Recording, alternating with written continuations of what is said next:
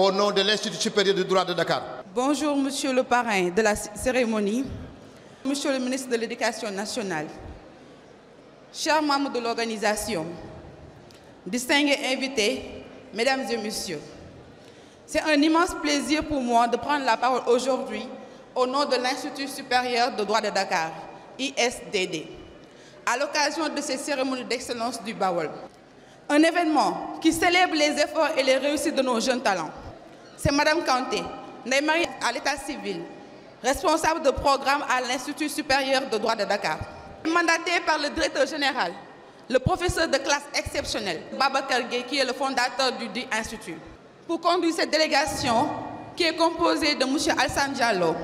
responsable des cours en ligne, et de M. Capo, chef de service. L'excellence est une valeur que nous prônons et partageons au sein de l'ISDD depuis sa création en 2005. Notre mission est de former des leaders de demain, raison pour laquelle nous ne cessons d'innover, former des meilleurs juristes de ce pays, mais également d'Afrique, des magistrats, des avocats, des chefs d'entreprise, des hommes d'affaires. Nous sommes convaincus que tout le monde mérite une chance. Grâce à notre capacité en droit, nous permettons aux non-bacheliers d'acquérir des compétences et d'envisager des carrières passionnantes dans le domaine du droit. Opportunité unique pour poursuivre des études dans un secteur d'avenir. Cette cérémonie d'excellence est une occasion de récompenser non seulement les meilleurs d'entre vous, mais aussi de rappeler que chaque succès est le fruit du travail, de la persévérance et de l'engagement. À l'ISDD, nous engageons à accompagner chacun de nos étudiants sur le chemin de l'excellence. Je suis ravie de vous annoncer que l'Institut supérieur de droit de Dakar et la Convention du Bawol travailleront en étroite collaboration pour vous accompagner sur la voie de l'excellence. À vous les lauréats, vous êtes la fierté de vos familles, de vos communautés et de notre pays tout entier. Continuez à croire en vous et à viser toujours plus haut. Merci à tous et excellente journée de célébration à l'occasion de ces cérémonies d'excellence du Bawol. Je donne la parole à Madame la rectrice, Madame Ramatoulaye Mbeng. Merci beaucoup. Monsieur le ministre, monsieur le représentant du ministre des Finances, may ziar kilifa diina yi fi toog yëpp, di ziar kilifa yi fi toog, kilifa aada yi ak ñi fi nekk ñëpp. Naruma woon bokkuma woon ci ñu war jël kàddu wante El Hadj Pape Fall su ma joxee kàddu tey cofeel gi mu am ci man moo ko waral, cofeel bi famille am ci man moo ko waral, ak ci sama famille yàlla boole suñuy famille ñuy ñaan suñu ànd bi ak suñu mbokk bi yàlla na ko yàlla saxal ci yërmandeem. Ma xam ni su ma joxee parole it li ma di jigéen moo tax ak li ma nekk jigéen bi njëkk diriger université ci fii ci Sénégal ma ko ciy gërëm di ko sant. Ma bëgg nag wax xale yu jigéen ñi ne nañu góorgóorlu, nañu yokk góorgóorlu, ndax xam-xam góor a ko war a wut, xam-xam jigéen nit war na ko wut, ndax xam-xam ci jaamu yàlla la bokk. Ma bëgg nag ñu góorgóorlu ba nga xam ni incha allah xale yu góor yi jàpp ci avenir u Bawol, jigéen ñi tam dina nekk ci seen wet. maa ngi leen di encourager di gërëm sama borom kër bi ma gunge ak sama famille bi ànd ak man pour ñu teewee bés bu màgg bi, di gërëm ñëpp di sant ñëpp. ñu jox kàddu gi soxna maam Khady Mbacké bintu Cheikh Mouhamadoul Moutada mi nga xam ne dafa yore association bu am solo. asalaamaaleykum wa rahmatullahi taala wa barakaatuhu. maa ngi nuyu ñi teew ci salle bi ñëpp di ci jiital suñu kilifa yu baax yi fi teew muy suñu mag ñu baax ñi ci njiital sëñ Ahmadou Badawi ak sëriñ Saaliwu mu Cheikh Mouhamadou Murtada ak mboolem njabootu sëriñ Touba gi fi teew yépp di nuyu waa convention du Bawol ci njiital Pape Fall. Pape ñu ngi leen di nuyu di leen encourager lii ngeen def tey ñun jigéen ñi ngeen ko defal. di nuyu sama mbokk jigéen yi nekk ci salle bi yépp di wax ne que tey bis bii bisu sàggal suñu ay doom la kon ñun lañ ko defal di rafetlu bis bi di sàggal itam lauréat yi ma leen di wax ne que ñun jigéen ñi ñun ñëpp nañu takk fexe suñu ay doom dem jàngi kon man soo gisee ma jug en tant que yaay en tant que sœur créer fondation éducation pour tous à Touba bëgg bépp xale bu juddu tey Touba ñu dugal la nga jàng ginnaaw ba nga jàngee alxuraan ba pare moo dama bëgg ëllëg suñu doom yi tege ci yoon dëkku Serigne Touba bii dëkku xam-xam la yéen lauréat yi dama leen di féliciter parce que dama am njaboot ñu jàngee ci dëkk bi jàng alxuraan ba noppi jàng école français ma xam li ñu daj moo tax suñu convention du Bawal organiser lii vraiment ñun dañ koy rafetlu di leen ci féliciter di leen encourager di leen wax ne leen na ngeen viser ay doctorat ñun dañu bëgg suñu dëkk bi comme ni ko Serigne Touba ñaanee ñu bokk ci ñuy firndeel ñaan googu mooy fexe ba dëkk bi nekk dëkku xam-xam di soññ nag le ministre de l'éducation monsieur le ministre maa ngi lay nuyu di la soññ ci programme bi nga xam ne Serigne Touba Serigne Mountakha moom moo ko defar muy programme boo xam ne dafa ëpp bépp mbooleem xam-xam yi nga xam ne ñu ngi koy jàng ci réew mi dugal ci njàngaleem Serigne Touba ba dugal ci njàngaleem mi nga xam ne moom la mag ñu baax ñu àndoon ak Serigne Touba andi woon monsieur le ministre dañu lay ñaan fii ci Touba ak li ko wër nga jàppale ñu ba programme boobu ñu koy jàngale ci école yi nga xam ne moo nekk ci biir Touba. barki démb sëñ Ahmadou Bade wi mi sama seede la bokk na ci sëñ bi woolu na ma di ma laaj programme boobu fan ngeen toll ngir ñu mën koo jàngale ci école yi nga xam ne mooy école publique yi comme école privée yi ndax programme bi lépp gi ci te certifié nañ ko validé nañ ko kon ñu ngi lay ñaan monsieur le ministre boo jógee fii loolu na doon sa yitte ba programme boobu ñu mën koy jàngale ci biir école Touba yi ak li wër Touba jërë ngeen jëf. di tuubal yàlla sunu borom di julli ci ab yonentam di sant Serigne Touba Xaadimu Rasuul di ñaan yàlla sunu borom sëñ Muntaxa Basiru yàlla na fi yàgg te wér moom njabootu Serigne Touba gépp ak jawriñam yépp ak jullit yépp di nuyu Pape Fall mi nga xam ni man ak moom ak fukki nit noo créé convention de 2003 convention bi nag bi nu toogee xalaat ko danoo ñëwoon ci sunu sëriñ sunu yaakaar di wayjur di lépp ci nun muy Seex Xaadimu Rasuul ma yor kàddu convention bi nu ñëw ci moom wax ko ni ko nun Bawol Bawol yi danoo dajaloo ngir fànn yi nga xam ne ab jaam ab jullit ak taalube da ciy nekk ngir sàmm ngorom ak diineem lépp ak ndimbalante nu jëfe ko sant nu ñaanal nu ma daal di raam ba ci moom ne ko dañoo bëggan nga ñaanal nu ndax ñaare yu mel nii daañu ko yëkkati lu bari ci réew mi waaye buñ ko yëkkatee day du dox mu ni ma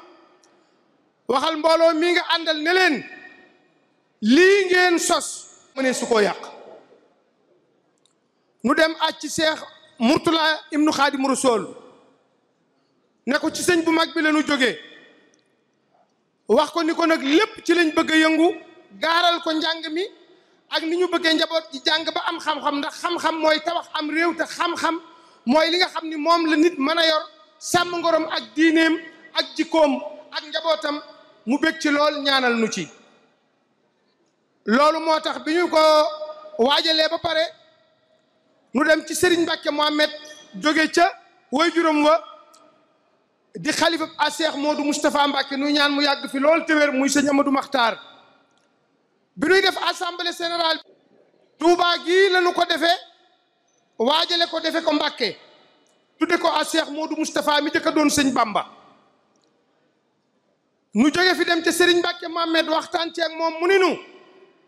su fekkee convention bi liggéeyu leen ci dara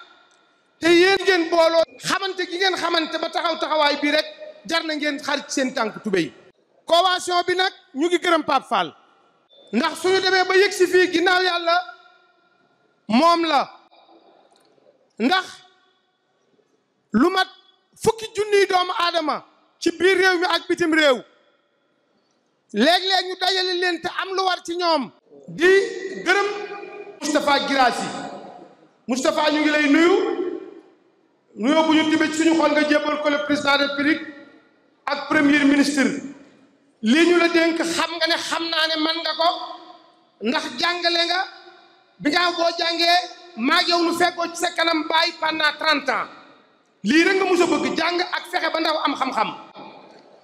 xale yi nag fi may daaneele mooy Serigne Ablaye Dia Sénico mii toog xale yi fii ak 50 ans histoire dina bind ñu ni sunu parrain ba mooy ka nga xam ni kii moo toog jël alxuraan al karim génne ay milliards bëgg kuy jàng alxuraan ñu ñee la bëgg kuy jàng alxuraan tedd bëgg kuy jàngale alxuraan tedd kooku mooy Ablaye Dia mii toog na ngeen roy ci moom nu ngoo liggéey jub nu ngoo séddoo nu ngoo génne teraanga jox ko jaam yàlla te kenn du ko yëg danañ toogaat fi ak 50 ans nii te aman suuf su seer sa ay góor dëkk ca ne duñu génn nga dem ca dëkk ba dëkk jox la ko nga wàññi ko waat muy ay milliards nga di leen def naa may naa leen ko ci xol bu sedd guyu jëf ju rafet jooju nga jëf jar nañu bind ci ay livre wone la ndax suuf su jar milliard ku ko jox sa doomi réew ngir yàlla bëgg nga sam réew nag juddoo fi taxut nga doon doomi réew mi man nga fee juddoo waaye doomi réew mi jëf la du wax yàlla na yàlla suñu borom feel nu leen Alaaji Modou Mbaye Sam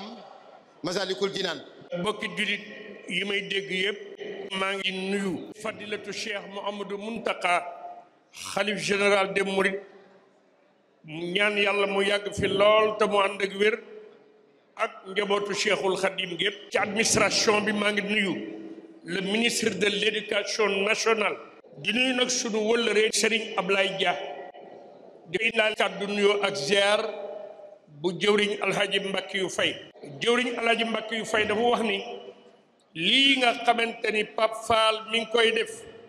te di ko defal réew mi ku bokk ci réew mi war nga ànd ak moom ci liggéey bu toll nii may wax nag monsieur le ministre ni ko éducation instruction ak formation dafa war képp koo xamante ni yaa ngi ndaw éducation instruction ak formation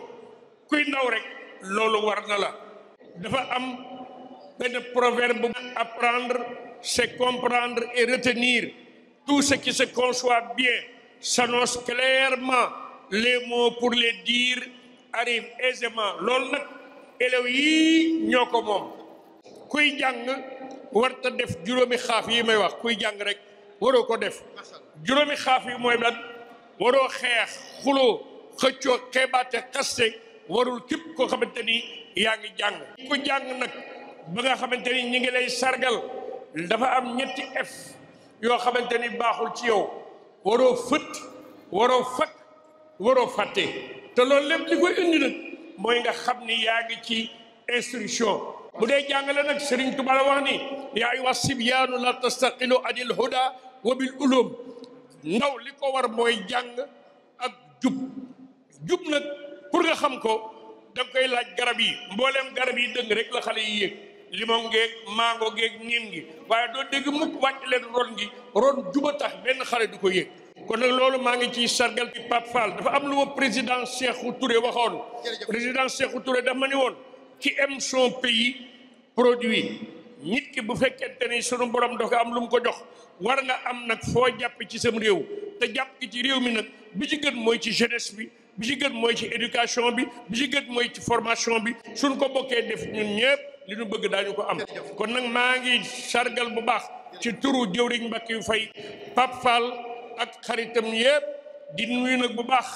ki nga xamante ni mooy Alaaji Baara Gaye bu Sanosi kon daal daa mel ni bon sama taxawaay tey fii ci Touba ci barab bu tedd bi mooy lii Pape Fall def te sénégalais bu ne war cee imprégné sénégalais bu ne boo yoree dara war ngaa xam fi nga xamante ni moom nga war a am foo def kon mbokk yi bon maa ngi leen invité ci lii nga xamante ni dara gënu ko am solo monsieur le ministre vous avez vu un sénégalais un gars patriote qui aime son pays ki nga xamante ni développement réew mi daf koo ñor ba tax mu jël alalam yëpp a fas yéene sargal les bons élèves ak les bons élèves. Asalaamaaleykum wa rahmatullahi wa barakatuhu.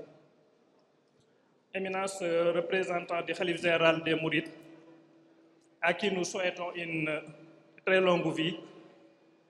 Éminence des différentes familles religieuses de Touba. Éminence, monsieur le parrain d'honneur de la Convention universelle du Bawal, Serigne Mamor Mbacké Mourtada. Monsieur le ministre de l'Éducation nationale ici présent, représentant de l'État du Sénégal en son entièreté, Mesdames et Messieurs les représentants administratifs des différentes villes et communes de la région de Diourbel, Monsieur le parrain de cette édition, Serigne Abdoulaye Dia, PDG du groupe Sénico, Mesdames et Messieurs les représentants des établissements scolaires de la région de Diourbel, chers parents d'élèves, chers lauréats, distingués invités, Mesdames et Messieurs, en vos titres et grades, tout protocole observé. Je voudrais tout d'abord remercier la Convention universelle du Baol et particulièrement la cellule de Touba pour l'honneur qu'il m'échoit de la présider et de passer son message devant cette assemblée dont l'objectif est d'encourager et de soutenir les meilleurs bacheliers de la région. Éminence, Mesdames et Messieurs, distingués invités,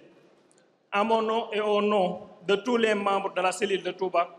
je tiens à magnifier ici les actions de la Convention guidée par son président, M. Pape Fall, qui sont à droite ligne avec les enseignements de Cheikhoul Khadim et les orientations de son actuel Khalife général, Serigne Mountakha Bachir Mbacké. Toute l'action de Cheikhoul Khadim, toute sa vie durant, se résume très singulièrement à la quête du savoir, au travail et à la politesse légale. Ce triptyque, al-ilm, c'est-à-dire le savoir, al-amal, le travail, et la politesse légale, al-adab al-mardi, constituent les piliers de la Mouridiyya, sur lesquels Cheikh Ahmadou Bamba fonda son enseignement et sa revivification des sciences de l'islam. Le savoir se distingue à plus d'un titre à travers les écrits du Cheikh, qui déclare clairement dans Ya Jumlatan qu'il mène une guerre sainte, non pas avec des armes, mais avec le savoir et la crainte référentielle. En organisant une telle journée pour honorer et primer les meilleurs élèves de la région, soyez rassurés, Monsieur le Président Pafal, ainsi que tous ceux qui vous accompagnent, que vous contribuez symboliquement à l'accomplissement de vœux de Cheikhoul Khadim les plus significatifs, qui disait, en fondant la ville de Touba, ô Allah, fais de ma demeure la cité bénie de Touba, un sanctuaire de rédemption, une cité de droiture, une source de connaissance et un pôle de l'agrément d'Allah. En organisant une telle journée pour honorer et primer les meilleurs élèves, soyez rassurés, Monsieur le Président Pafal, que vous rendiez heureux et satisfait le Khalife général des Mourides, qui se distingue vigoureusement de par son accompagnement et son soutien sans faille à l'endroit des élèves et chercheurs, toutes connaissances confondues. Cet imposant édifice, qui est le complexe de Cheikhoul Khadim, réalisé à hauteur de dizaines de milliards, est une parfaite illustration de son engagement sincère pour la science et la quête du savoir. Chers lauréats, vous avez fait preuve d'endurance et de persévérance qui vous ont élevés et distingués aujourd'hui dans votre région. Parmi des milliers de jeunes, garçons et filles, sachez donc que les succès futurs dépendent de cela. Sachez aussi que l'avenir de cette région dépend de vos efforts aussi. Si vous voulez que votre Baol soit parmi les plus brillantes régions du Sénégal, celle la plus développée du pays, sur tous les plans, alors tâchez-vous à la construire, à la façonner de la sorte. Or, ceci passerait nécessairement par la connaissance. Comme il a été rappelé aux lauréats de l'édition précédente, Cheikh Ahmadou Bamba, en s'adressant à vous et à vos semblables, disait ceci: quiconque vous interdit de vous instruire, c'est seulement l'ignorance qui motive son action. Quiconque vous interdit de vous instruire vous expose à la punition. Et il est dit par ailleurs, quiconque vous interdit d'apprendre est un lieutenant du Satan lapidé. Mesdames, Messieurs, distingués invités, je ne saurais terminer mes propos sans s'adresser mes vifs remerciements en mon nom et au nom du président Pafal à l'endroit du parrain de cette édition, Serigne Abdoulaye Dia Sénico, qui n'a ménagé aucun effort pour la réussite de cette édition. Mes remerciements vont aussi à l'endroit de tous les membres de la série de Touba, sans distinction aucune. Nous ne pouvons terminer sans remercier également notre partenaire Mouride professionnel qui a mobilisé toute son expertise pour la mettre à la disposition de cet événement. Ainsi, je vous remercie et vous souhaite une excellente suite des travaux. kaddu gi mooy kaddu Serigne Touba Serigne Mountakha Bachir. ñu ngi nuyu mbokki jullit yi fi daje yépp ci turu Cheikh Mouhamadoul Mountakha Serigne Cheikh mii moo waroon jël kaddu gi mais dafa waxoon ba noppi Serigne Saliou war a jël kaddu gi ak Serigne Abibou ak Serigne Baara ñoom ñëpp ñu maase ci nii naa leen jëlal kaddu ndax daana am kon ñoo ngi leen di nuyu ci turu Cheikh Mouhamadoul Mountakha di leen jotle ay cantam yoo xam ne amul fu mu yem ngir moom li ko ñor xam-xam rekk la bi mu nekkul toog fi mu toog nekk sëñ Touba toog fi mu toog nekk sëñ Basirou téewut daf doon dox ci xam-xam di invité boroom xam-xam yi at mu jot ñu ñëw yandoog moom di waxtaane xam-xam ba ngoon mu koy def ba nekk sëriñ Basirou wéel loolu di ko def ba nekk sëriñ Touba nekk sëriñ Basirou wéel loolu di ko def ba yàlla fayee ko ca dencam bii mu liggéey muy këru xam-xam bii di université bi nga xam ne sunu Serigne Touba bindoon na ko lu ko jiitu Serigne Abdoul Ahad ñëw fi wut suuf si denc ko Serigne Sidi Mokhtar ñëw fi lam cey def lépp mu def ko ci Serigne Saliou itam ñoom ñëpp ñu def ko ci waaye moom mi yàlla dogal mu doon dund xam-xam yàlla war koo faye këru xam-xam moom la yàlla dogal mu tàmbali kër gi te ñoo ngi koy ñaanal yàlla mu yàggale ko kon xam-xam yàgg na ci moom ñuy nuyu suñu kilifa yi fi toog yépp bàyyiwuñu kenn di Serigne Abibou di Serigne Saliou di Serigne Baara di Serigne Moustapha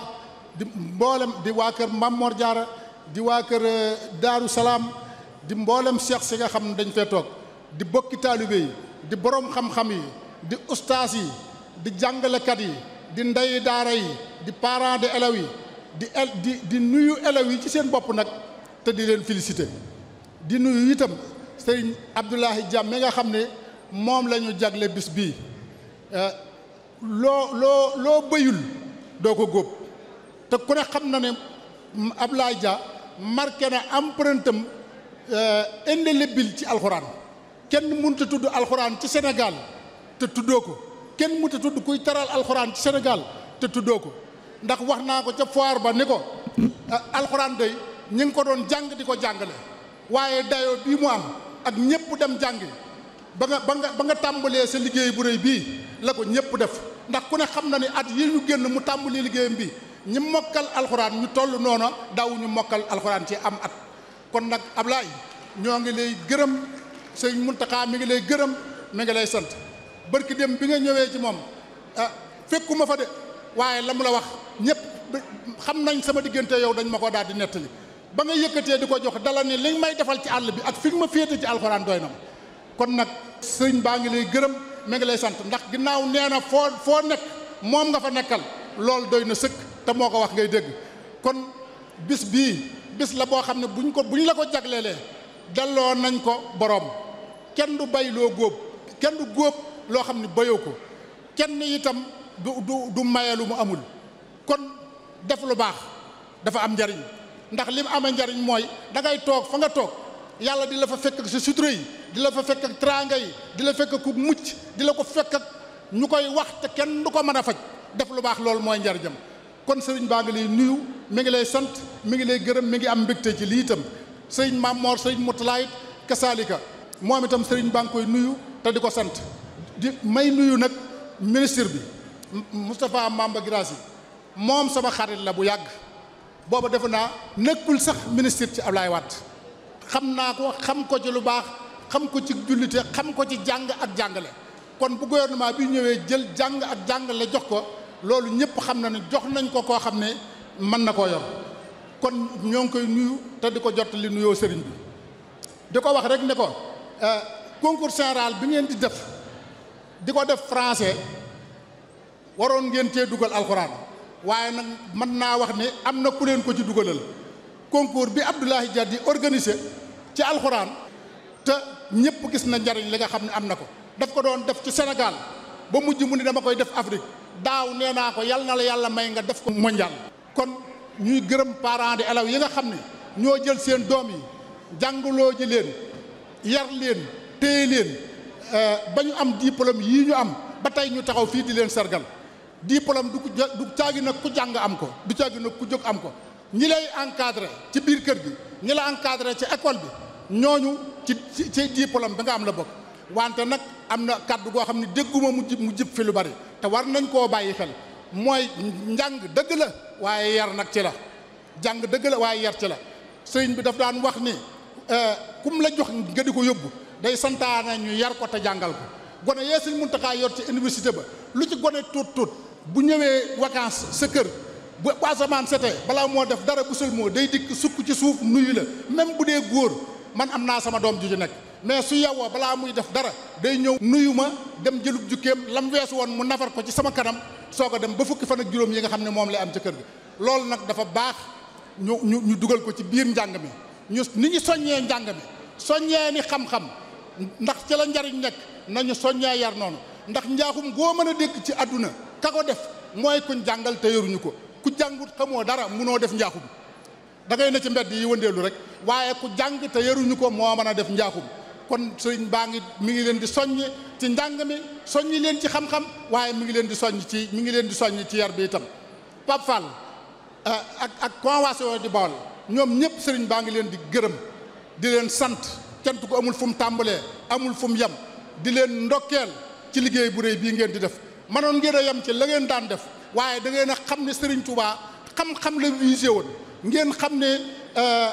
Serigne Mountakha xam-xam la visé ngeen retourné wax ni mboolem Bawol képp ku fi amati ab diplôme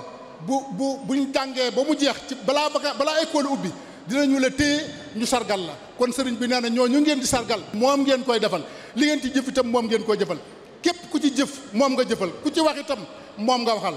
kon nag kaddu yii la ñu amoon ci kaddu yi ñu leen di wax di ñaan yàlla Abdoulaye Dia yàlla may ko wér yàlla may ko kattan di nuyu maam Anta Rakam yàqalu ko dara ñun nag fu ñu fekk dëgg danañu ko wax li sëñ Touba di defal li sëñ Touba yi defal ñëpp defal nañu ko waaye ku def lu baax danañu ko wax kon Abdoulaye Dia sëriñ baa ngi lay sant mi ngi lay gërëm mi ngi lay ñaanal ak sa doomi ndey Moustapha Ndiaye sëriñ Bass Xaarim Awa Ba bu waxutoon bu fekkoon ne jëkkumaa wax kaddu gi moo koy wax wasalaamualeykum wa rahmatullah